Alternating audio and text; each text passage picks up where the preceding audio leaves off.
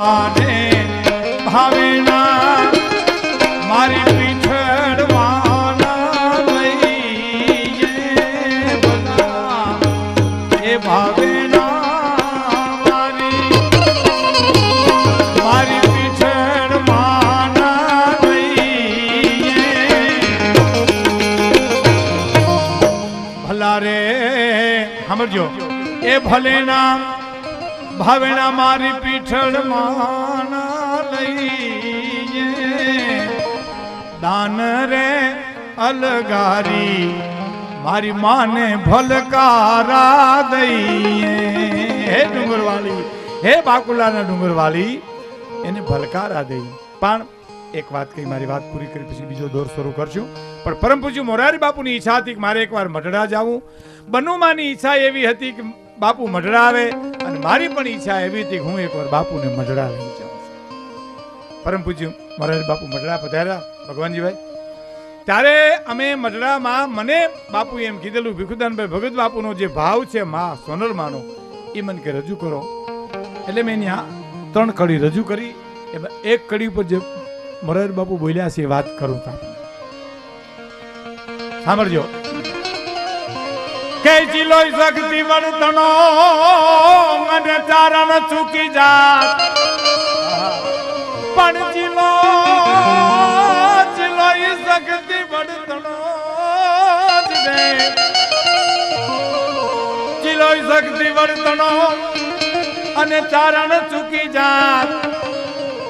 જન્મી જન્મી નો હોત જગતમાં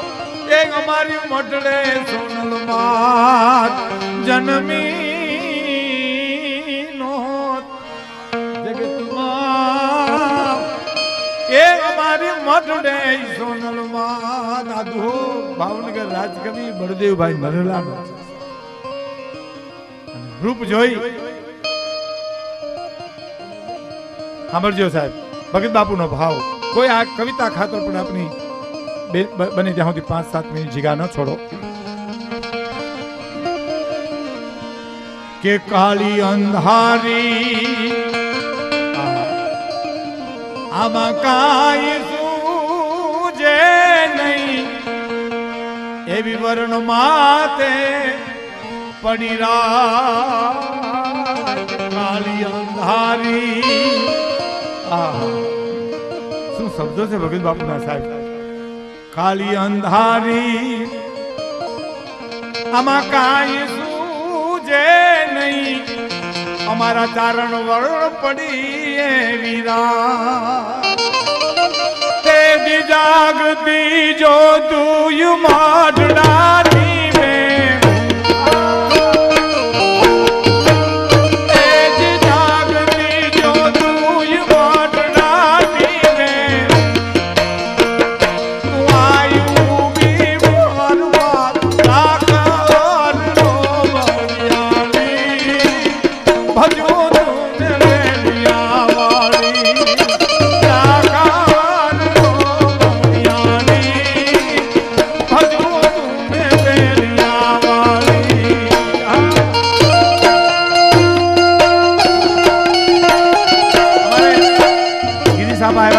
ભત્રીજા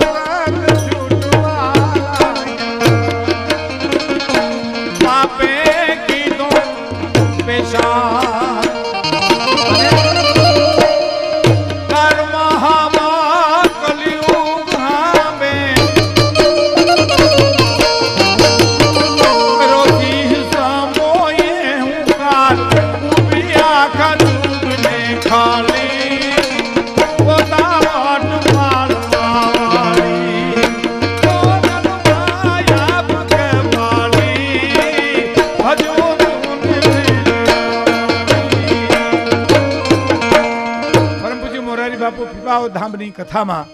99 દિવસ કથાની માલિપા લગભગ યદુવંશને યદુકુળને યાદવ કુળને યાદ કર્યું છે અને માના ભેલિયા માં ભગવતી સોનલમાં પોતા વટ પાળવા વાળી આપ કપાળી બાપુ એમ કહેતા. હવે સાંભળજો છેલ્લી કડી અને બાપુજીએ અર્થ કર્યા છે કે મઢડા ટીંબે એ નોતીરા માડી નાગદાનભાઈ ચારણો સાખ પ્રસાદ મઢડાટી મે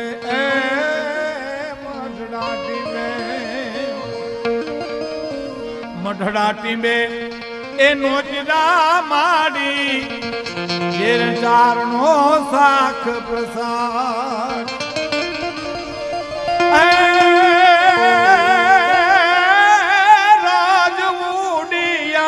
નાબ ટંકાનો